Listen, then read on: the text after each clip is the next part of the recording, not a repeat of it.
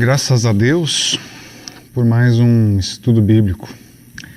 Quero te convidar nessa quinta-feira, dia 22 de abril de 2021, podermos continuar nosso estudo, nossa reflexão a partir de alguns textos de Gênesis.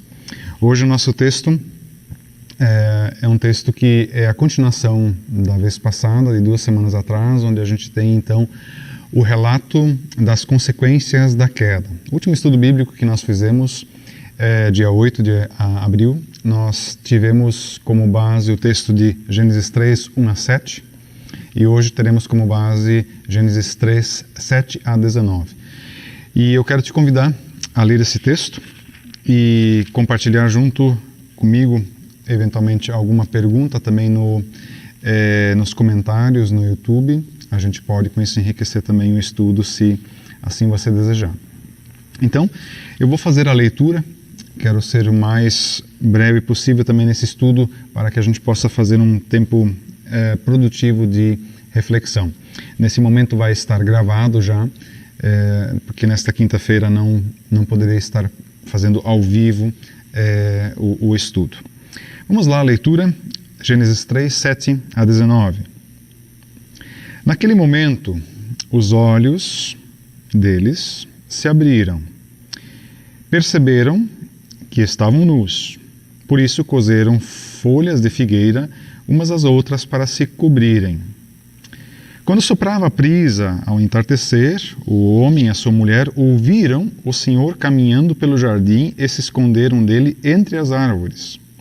Então o Senhor Deus chamou o homem e perguntou: "Onde você está?" Ele respondeu: "Ouvi que estavas andando pelo jardim e me escondi. Tive medo, pois eu estava nu." "Quem lhe disse que você estava nu?" perguntou Deus. "Você comeu do fruto da árvore que eu ordenei que não comesse?" O homem respondeu: "Foi a mulher que me destes. Ela me ofereceu o fruto e eu comi." Então o Senhor Deus perguntou à mulher: "O que foi que você fez?" "A serpente me enganou", respondeu a mulher. "Por isso eu comi o fruto." Então o Senhor Deus disse à serpente: "Uma vez que fez isso, maldita é você entre todos os animais domésticos e selvagens. Você se rastejará com o seu próprio ventre. Rastejará no pó enquanto viver. Farei que haja inimizade entre você e a mulher, entre a sua descendência e os descendentes dela. Ele ferirá a sua cabeça e você lhe ferirá o calcanhar." A mulher lhe disse: "Farei mais intensas as suas dores de gravidez, e com dor você dará luz. Seu desejo será para o seu marido, e ele a dominará."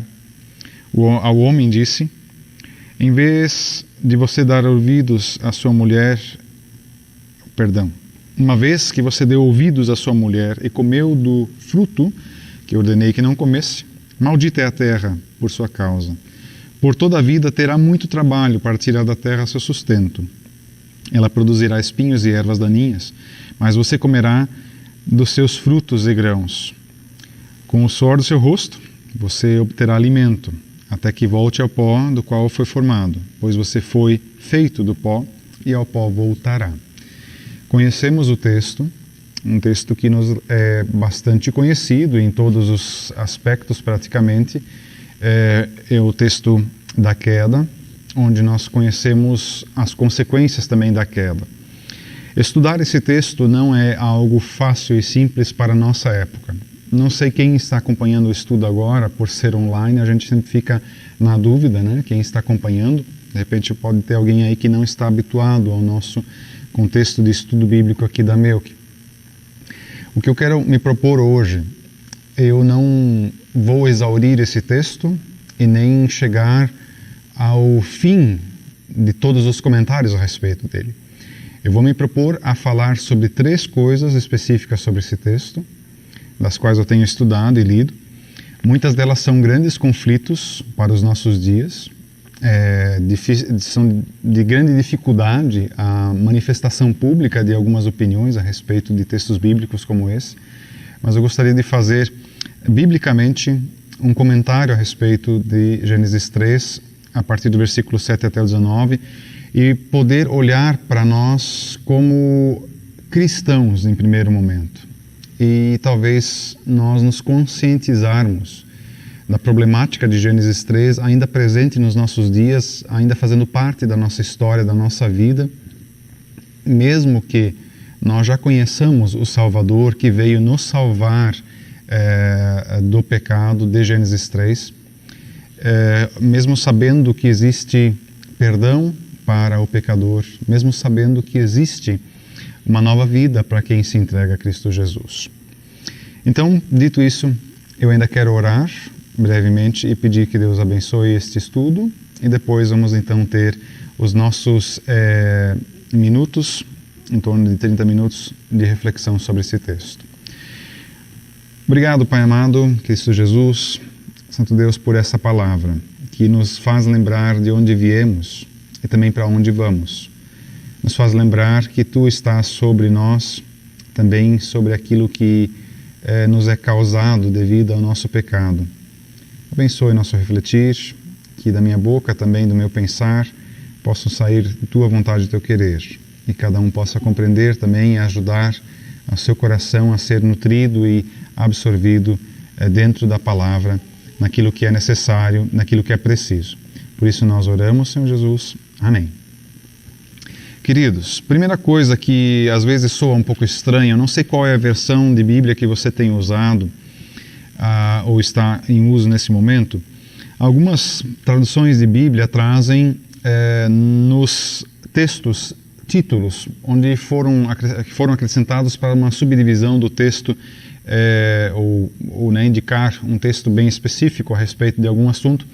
E normalmente, a partir desse versículo 6, 7, 8, algumas Bíblias colocam um título que é o seguinte: o castigo de Deus. Eu tenho notado que nós realmente às vezes olhamos para o texto de Gênesis 3 em especial, e nós apenas conseguimos olhar para o aspecto do castigo de Deus. Só que nós olhamos exatamente com o olhar dessa palavra no português, castigo. Deus nos castigou por causa do pecado. Eu gostaria em primeiro momento de chamar a atenção para nós todos, para você, que Gênesis 3 não está falando meramente de um castigo. Gênesis 3 está falando algo muito bíblico, que refere-se à disciplina, a colher as consequências de algo que nós fazemos. Castigo, se a gente fosse ser franco no nosso português, como a gente entende na nossa cultura, é algo que é aplicado e muitas vezes sem razão, ou é aplicado de forma injusta. Castigo é para fazer sofrer mesmo, é para notar, é para aprender por meio da dor. Isso tem suas verdades, sim, mas eu gostaria de fazer-nos pensar um pouco a respeito de Romanos 6, 23, quando Paulo diz: o salário do pecado é a morte. Ele não está falando aqui sobre um cadáver, meramente, ele não fala sobre um tipo de morte e também não fala só de uma realidade mortal. Ele está falando de todas as sujeições que o ser humano está disposto por causa do pecado. Tanto a morte física, tanto a morte social, a tristeza e a dor da solidão, da angústia, da separação que acontece entre as pessoas por causa de pecado, tristeza profunda da alma, ou seja, do nosso ser, com as coisas que nós estamos dispostos a sofrer, né? A sujeição a algumas coisas que nós não gostaríamos de estar sujeitos, a labuta dura do dia a dia, as dificuldades de ter que enfrentar todas as coisas da nossa vida. Então, Gênesis, quando fala a respeito de morte, é uma morte quase que integral do ser humano, e não só do corpo, mas é uma morte que está relacionada a todos os aspectos da nossa vida.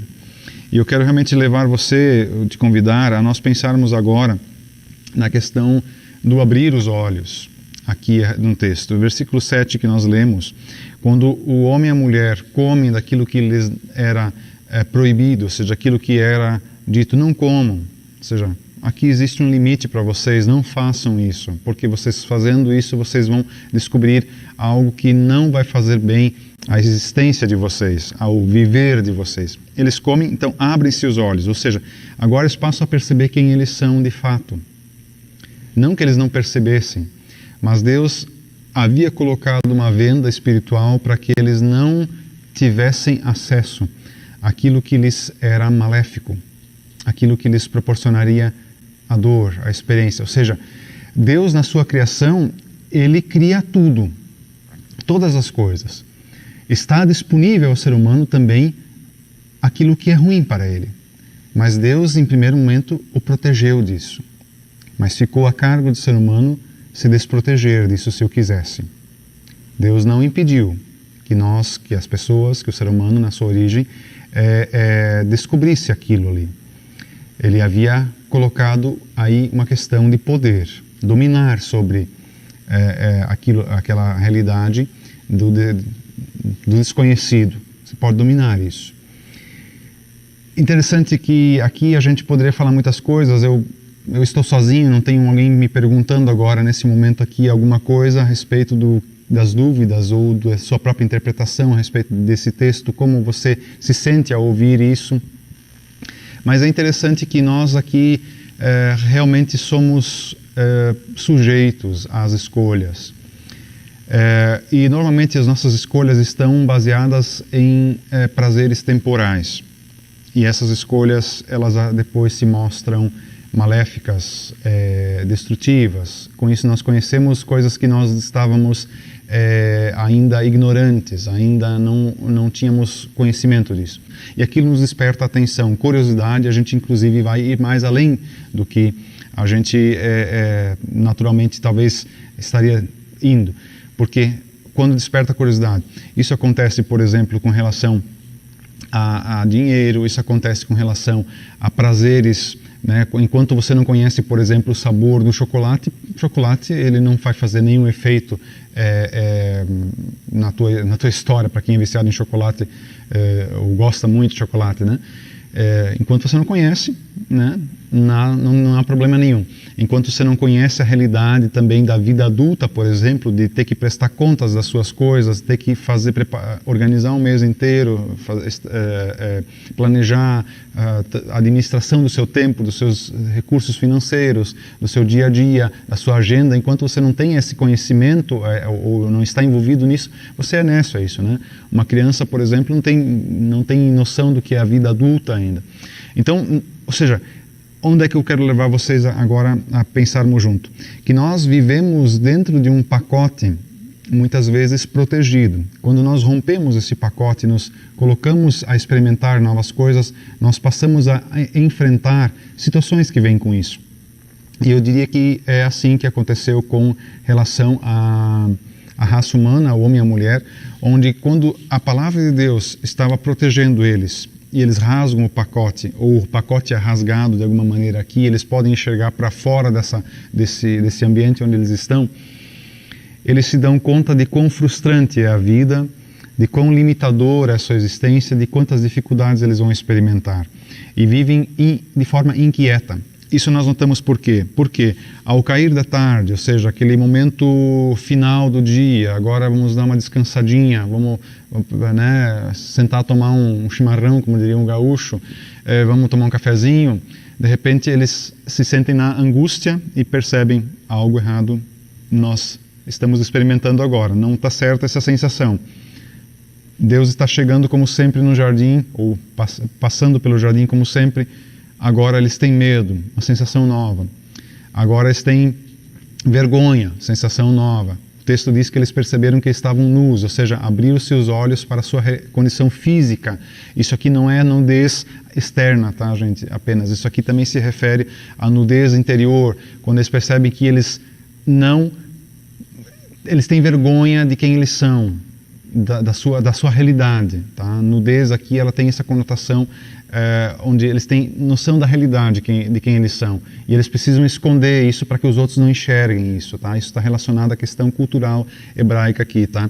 Nudez, quando eu estou nu, os outros me veem. Os outros sabem quem eu sou. Os outros sabem o que eu falei. Outros sabem o que eu pratiquei. Os outros entendem os meus desejos, conhecem eles. Ou seja, eu estou desprotegido de mim mesmo. Então, agora eles se sentem desprotegidos diante de Deus.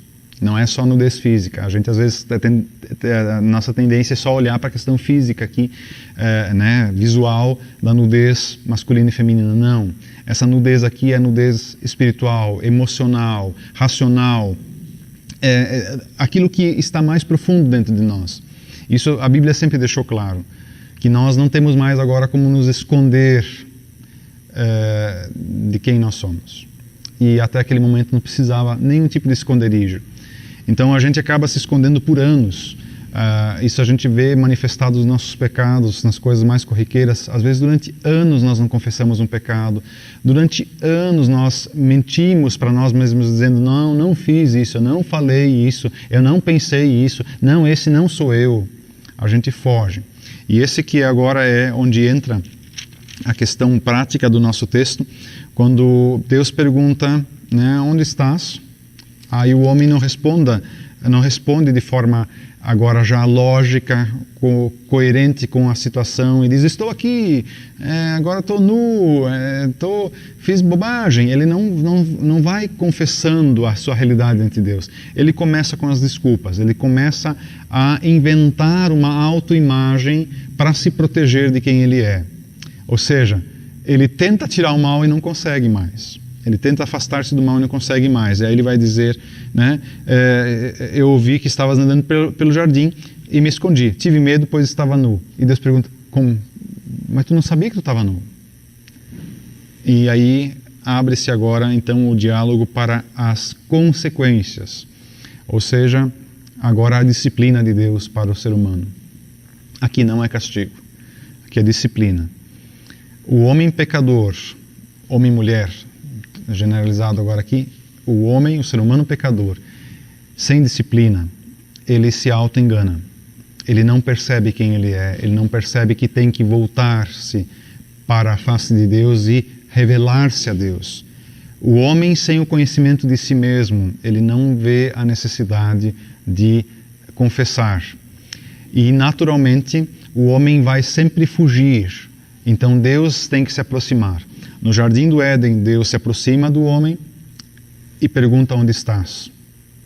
E o ser humano já diz, não, está tudo bem, me escondi aqui porque eu estava nu, estou com vergonha e tal. Não precisa se preocupar comigo, se a gente fosse falar em palavras simples.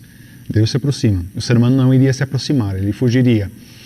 No Novo Testamento a gente encontra agora, transportando a realidade do pecado para Jesus Cristo, aquilo que Ele fez por nós, nós encontramos o seguinte sendo dito, que Deus nos amou primeiro, Deus nos amou tanto que enviou o seu Filho, ou seja, o passo, a direção não é ser humano a Deus, mas é Deus ao ser humano. Teologia cristã, essa é uma das questões mais essenciais, para que a gente possa se avaliar diante de Cristo e dizer, realmente eu sou pecador. Realmente o que Ele fez por mim eu não merecia, realmente quem eu tenho e sou na minha história é condenável.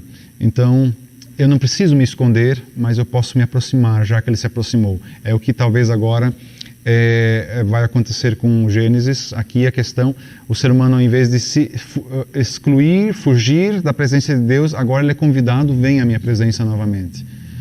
Venha. Com Cristo Jesus nós somos convidados da mesma maneira, venha à minha presença. Eis que faço novas todas as coisas. A consequência de Gênesis 3, ela é certamente bem radical, porque o ser humano agora passa a vivenciar a disciplina de Deus, onde ele agora vai ser responsabilizado pelo que ele fez, e ele vai ter que sofrer como humanidade, não só como Adão e Eva, mas como humanidade, algumas questões, com as quais eu quero trabalhar. Então, a primeira coisa que nós estamos olhando agora aqui é realmente o reconhecimento.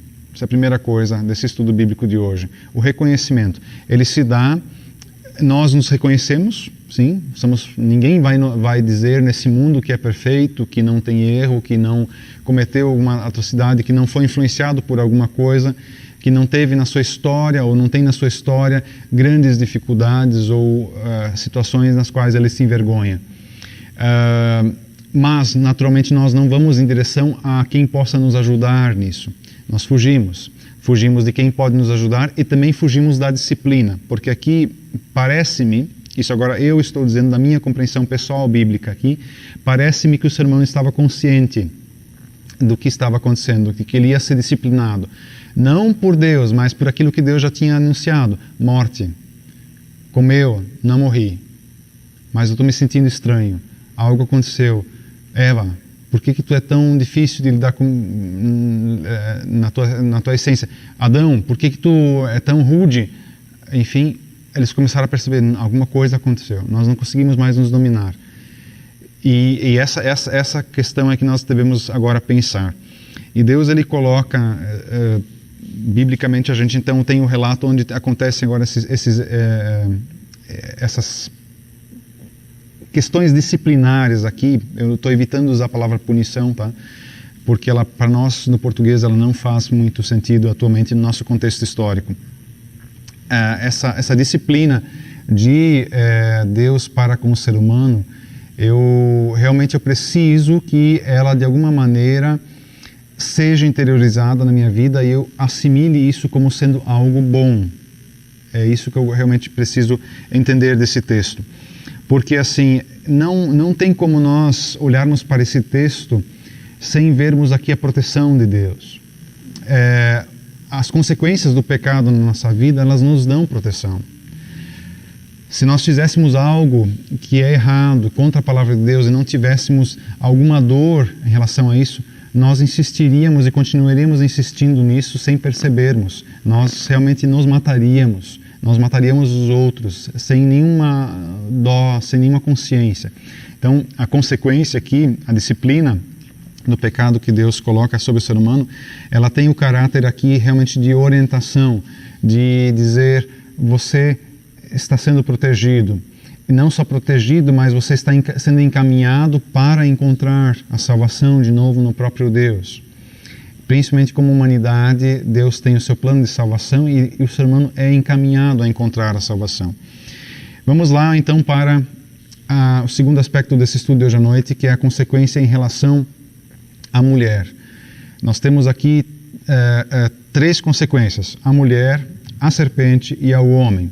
A serpente eu vou deixar fora desse estudo propositalmente hoje por causa do tempo. Eu quero me ater exclusivamente à questão da consequência da disciplina à mulher. Esse é um texto que, nos nossos contextos atuais, onde nós estamos vivenciando uma supracultura feminista, né, onde a mulher tende a ser supervalorizada, a sua autoestima, a sua identidade de gênero, nós temos uma grande dificuldade para entender isso no contexto humano. Por isso eu falei no início que nosso texto ele requer aqui uma compreensão de vida de fé. Esse texto está, obviamente, falando para nós algumas questões que não podem ser ignoradas, que o ser humano tenta ignorar, de que a queda levou ao desentendimento da relação homem e mulher. Deus fez o homem, criou o homem para que, homem aqui no geral, né, homem e mulher, para que eles vivessem em relacionamento íntimo. Isso não é só físico, mas isso é emocional, isso é racional, isso é espiritual. Isso contempla todas as nossas áreas pessoais. E aqui com a queda existe um rompimento disso. E esse rompimento de relacionamento, ele se reflete sobre o ser humano. Só que realmente nos nossos dias, analisar Gênesis para alguém que não é cristão, ou contextualizar Gênesis para alguém que não é cristão, é uma fábula. E principalmente torna-se inclusive agressivo no termo de palavras, porque dá a impressão de que Gênesis 3... quando fala da consequência da disciplina à mulher, existe uma punição aqui de que ela agora se torna um capacho do homem. Nunca a mulher se tornou um capacho do homem. Nunca a mulher se tornou escrava do homem, um objeto sexual, um objeto de aproveitamento, de exploração a partir de um gênero, né, do sexo feminino. Não. O que aconteceu aqui é uma disciplina para que a mulher encontre o seu lugar diante não do homem, mas diante de Deus. E isso às vezes nós não compreendemos de forma total e temos dificuldade realmente com relação a isso. Não existe na face da Terra um relacionamento conjugal que seja 100% tranquilo. Existe sempre algum tipo de conflito, algum tipo de dificuldade, porque a partir do momento da queda instalou-se também uma disputa entre um e outro. onde não é uma questão só de mandar um no outro, mas onde um realmente tenta se sobrepor ao outro de alguma maneira, com os seus sentimentos, com suas palavras, com suas atitudes.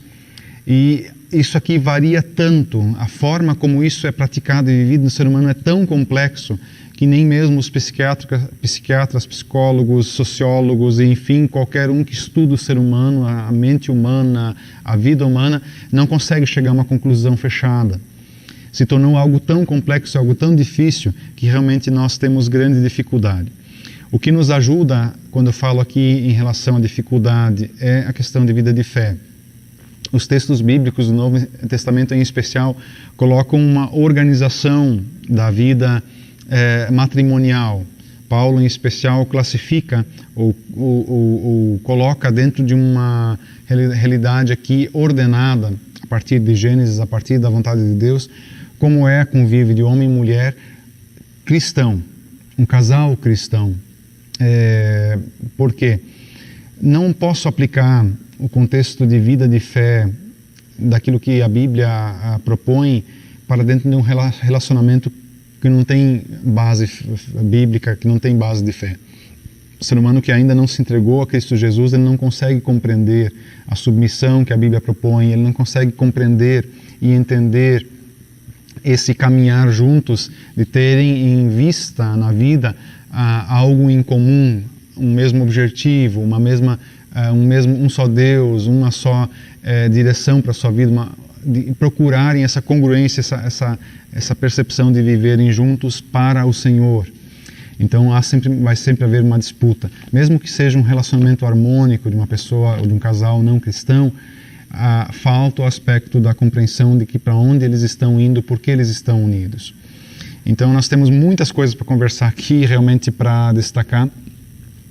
Não daria tempo para falar sobre tudo. O que eu quero enfatizar é que a questão da submissão, onde Deus sujeita a mulher agora, quando Ele diz para ela que o seu desejo, né, vai ser para com o seu marido. Nós notamos nesse texto, a primeira parte ali, que a consequência está relacionada à serpente. Mas aí, versículo 16, o texto diz: farei mais intensas suas dores na gravidez, do parto também, né? Seu desejo será para com seu marido e ele a dominará. Notem que aqui aparece a conotação de que a mulher deseja ser dominada pelo marido, pelo homem. Isso é muito complexo, tá?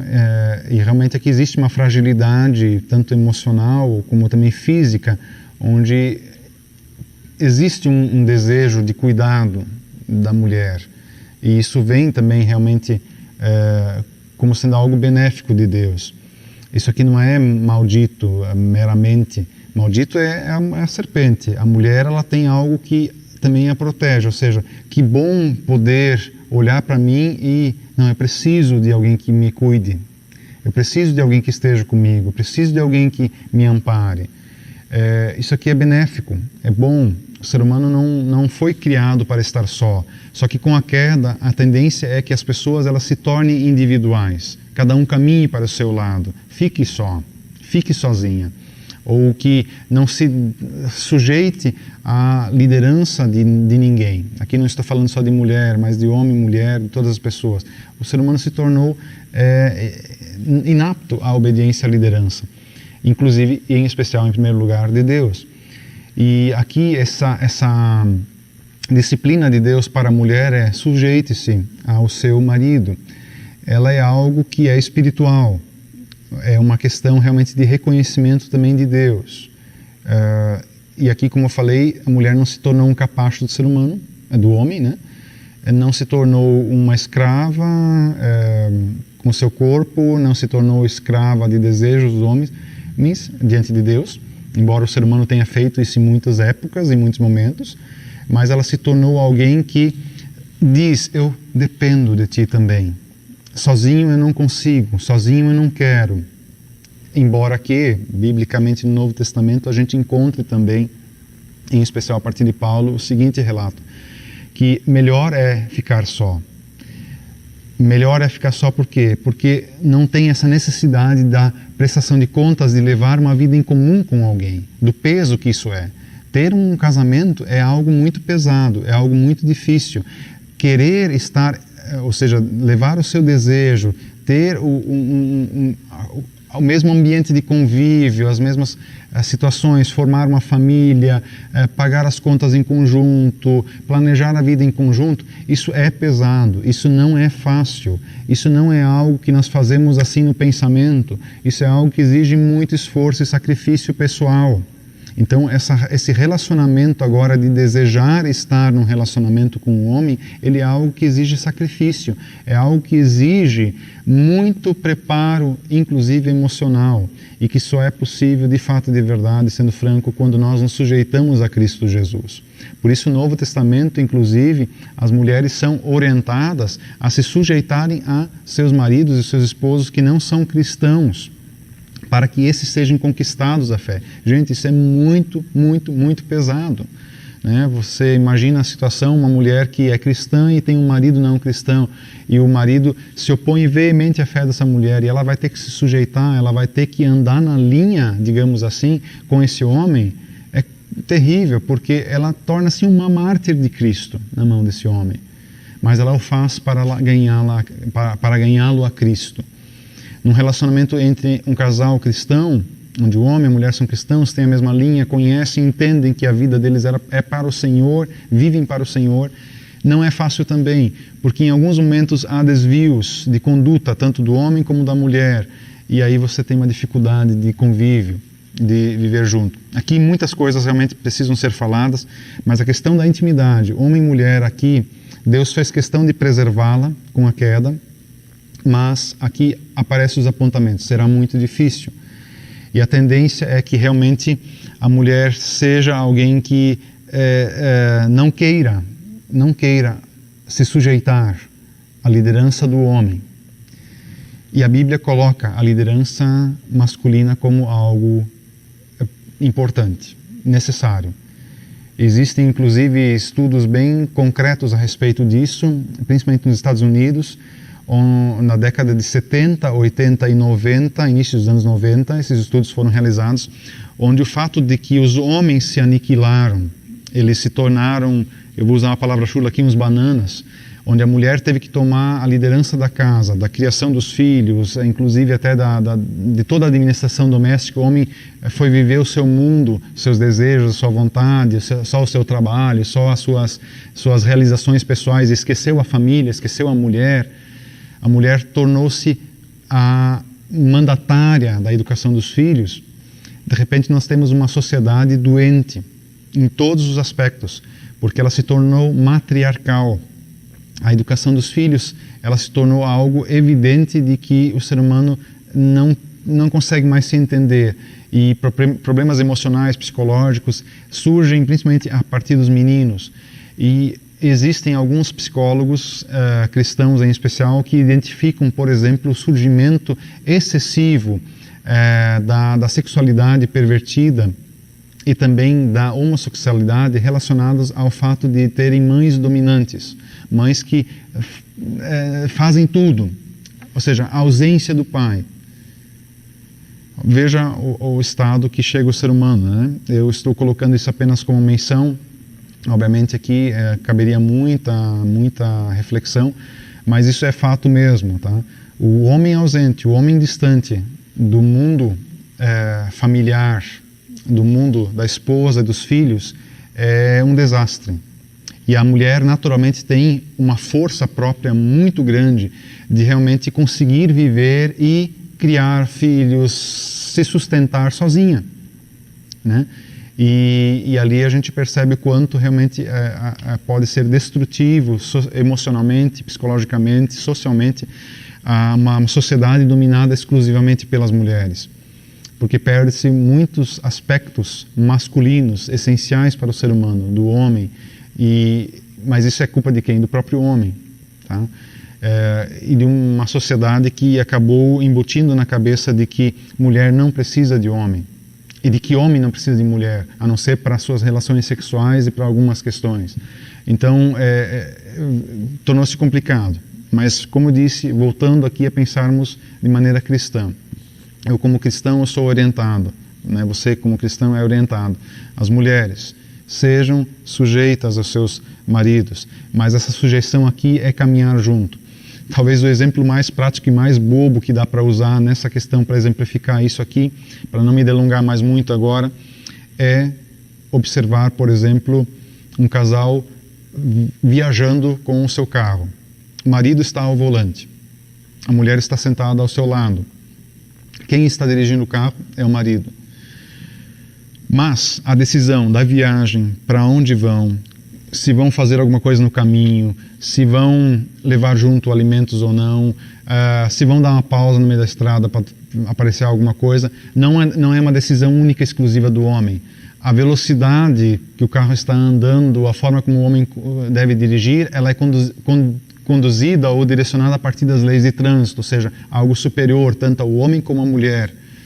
Mas aquilo que eles vão fazer durante a viagem, para onde eles vão, como eles vão, com que carro que eles vão, não interessa. A viagem, ela é dos dois, não é do homem só. É da mulher e do homem, em conjunto. Mas a mulher está confortável sentada ao seu lado, ao lado do marido. Deixa ele levar o carro. Poderia ser inverso? Pode, não seria problema nenhum. Mas aqui é questão de liderança, apenas para exemplificar a liderança. Não digo aqui que a mulher não pode dirigir, pelo contrário, deve. Mas a questão da liderança. Se tentar imaginar que é o homem que está liderando, não é que ele está indo sozinho, ele está indo com sua mulher, a mulher está junto. É um conjunto, mas é alguém que deve tomar a posição de pular na frente do perigo primeiro, de resolver o problema social na frente deles, de tomar a postura a partir do diálogo conjunto, porque é o cabeça. A questão de liderança. Nós temos na nossa sociedade dificuldade de entender um pouco essa questão de não hierarquia simplesmente, mas de liderança. Quem é o cabeça? Cristo. Quem é o sujeitado ao cabeça Cristo? Homem e mulher. Quem é, dentro da relação matrimonial, sujeito a quem? Homem e mulher são sujeitos a Cristo, mas o homem tem um papel fundamental de liderança doméstica. Liderança doméstica, liderança do lar. E agora eu vou falar do segundo aspecto, terceiro aspecto que eu me propus, que é a questão do homem. O homem tem muita dificuldade de aceitar a disciplina de Deus, que é qual? Ser o cabeça. Nós queremos cair fora desse negócio. A gente tem dificuldade de realmente arcar com as consequências da liderança. Quando algo dá errado, a gente culpa quem? A mulher. Quando algo não funciona como planejado, porque a minha mulher me influenciou. A gente tem muito essa tendência de fazer isso muitas vezes, né? Que é o que acontece no texto bíblico. Por que você sabe que está no... porque eu comi. Como é que tu foi comer? Minha mulher me deu. Ou seja, joga a transferência. Liderar não é jogar a transferência para a mulher, não é jogar a transferência para outro. É dizer, não, erramos. Vamos consertar. Liderança é chegar a um acordo em comum. Vamos fazer então.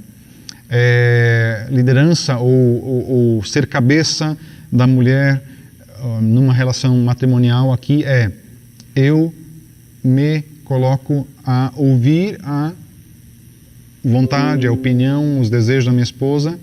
Eu procuro de alguma maneira realizar os seus desejos, não porque eu tenho que realizar, mas dentro daquilo que é possível. Nós em conjunto chegamos à resolução dos problemas, mas eu tomo a liderança, eu tomo a frente de realmente arcar com as consequências. Eu assumo a minha posição de homem, eu assumo a minha posição de servo de Cristo, de servo de Deus, junto com a minha esposa. Se algo acontece para com a minha esposa, isso acontece para comigo. Se algo acontece para comigo, isso acontece para com a minha esposa. Não tentar se separar, não tentar se excluir.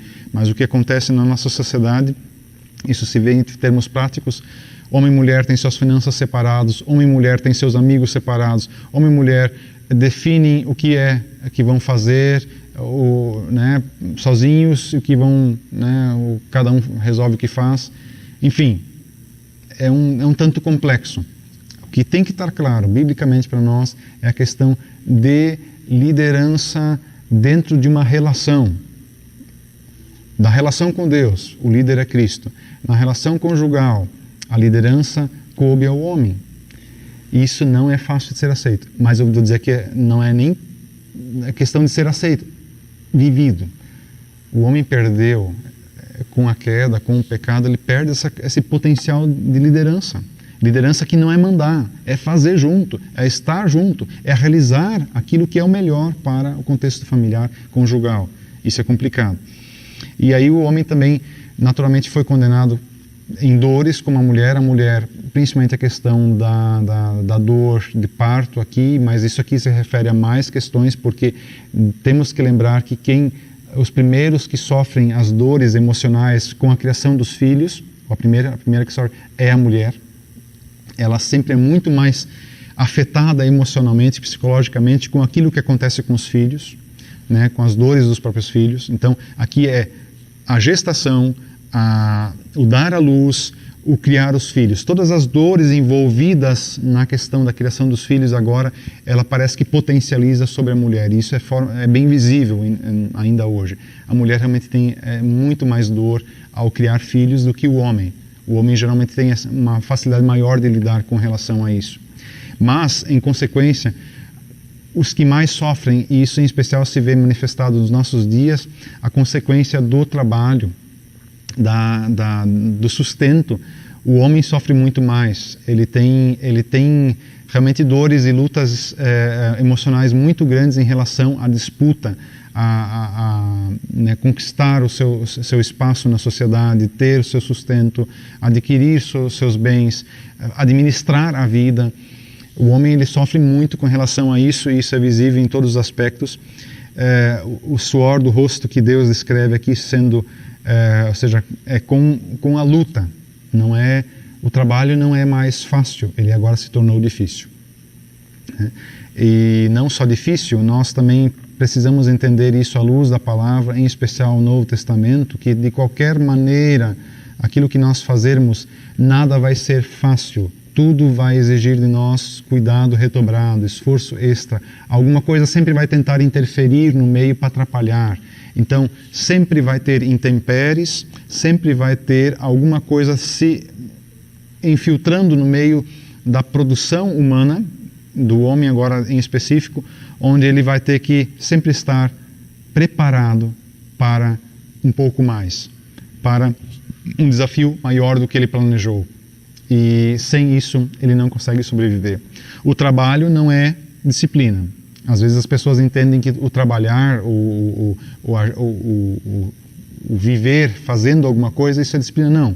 As pessoas se iludem pensando que Deus criou o ser humano para ficar de braços cruzados, sentado em cima do sofá assistindo Netflix. Não. Ou sentado à mesa bebendo uma cerveja gelada. Não. O ser humano foi criado para se sustentar. Deus o colocou no jardim, ou o criou, e ele foi enviado para colher aquilo que seria necessário para o seu sustento. Mas, de repente, agora, colher aquilo que é necessário para o seu sustento exige um esforço absurdamente extra.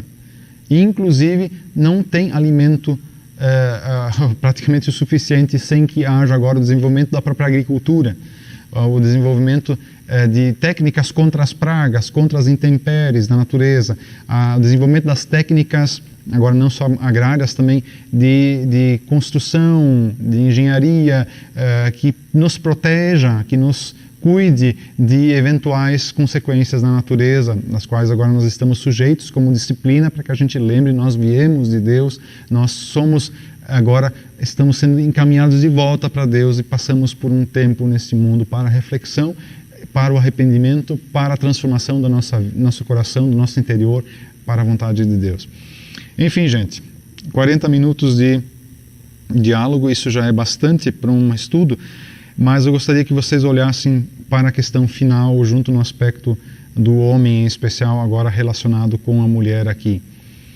Voltamos ao pó. A consequência, ou a maior disciplina que Deus nos coloca do pecado é a morte física, a morte total, a morte de tudo que nós somos. Principal disciplina. Ou seja, pense como nós, como seres humanos, tentamos escapar dessa morte. Até o último instante. Remédios, cura de doença através de cirurgias, cuidado com o corpo, dieta, exercício físico, né? De alguma maneira nós tentamos escapar dessa morte. Né? Agora vivemos em pandemia de Covid, né?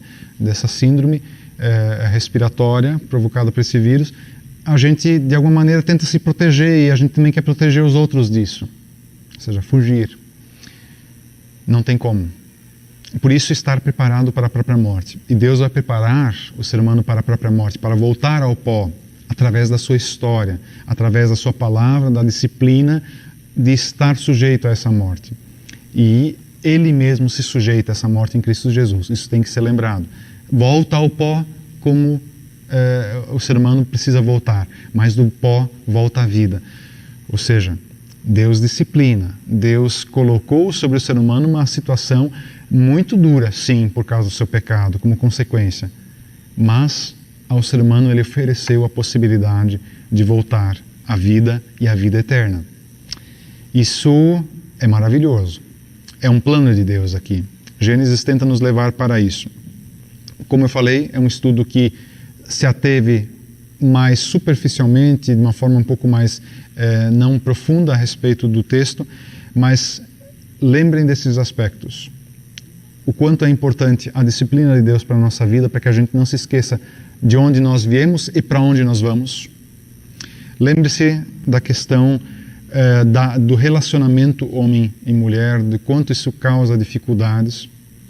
Lembre-se das consequências como ser humano em relação à própria vida, de como é duro.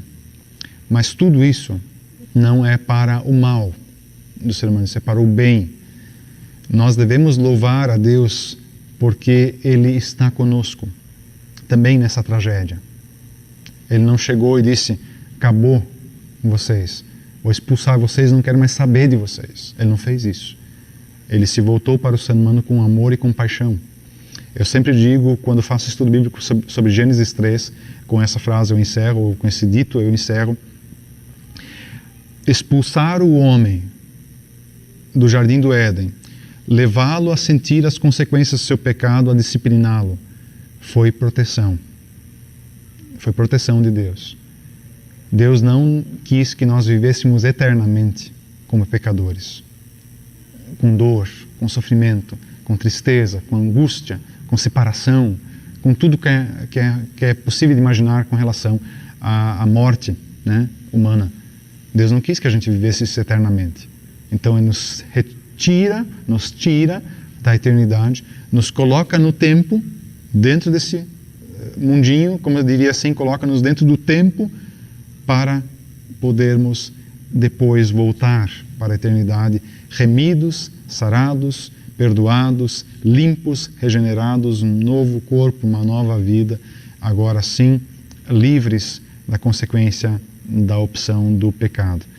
Então, entendam que todas as consequências e disciplinas de Deus, elas foram para a nossa salvação, não para a nossa perdição. E que essa palavra, por mais conhecida que seja, talvez de você, seja algo que te leve ao alento, te faça refletir do amor de Deus em Cristo Jesus por ti, e que Deus te abençoe também nessa reflexão. Desejo uma abençoada semana, até quinta-feira que vem.